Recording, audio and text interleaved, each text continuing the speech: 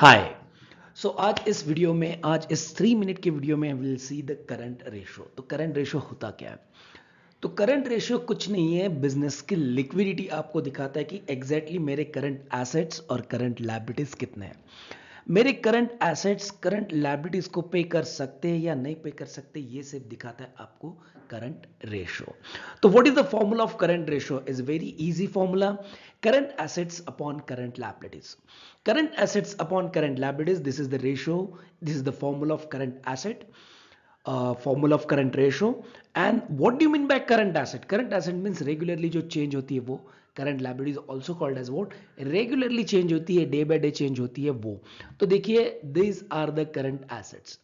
So in that आपको मिलेगा stock, debtor, advance and loans given on the what? short term basis. Investment which is a short term basis, current कहते हैं कि with in a 1 year जो investment होती है वो current में आती है। Cash and bank balance and the pre paid expenses की जो ऑलरेडी पे किया गया है, तो ये आता है करंट एसेट में। नॉर्मली इतना करंट एसेट में आता है। तो उसके अगेंस्ट करंट लायबिलिटीज में क्या आता है? तो current liabilities is equal to the creditors, bank overdraft, advance and loans given on the short term basis, bills payable, outstanding expenses, provision for taxation, proposed dividend, unclaimed dividend and tax payables. तो proposed dividend and unclaimed dividend is regarding to the company. तो company के बारे में होगा तो dividend वगैरह वगैरह आता है, वही आता है करंट लायबिलिटीज में, अदरवाइज कुछ नहीं आता। तो इतना आता है current assets upon current liability. और हमेशा ये रेशो कितना होना चाहिए?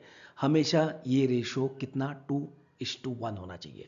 सो इट मीन्स आपकी current asset is 2 and current liabilities 1। This is the standard ratio.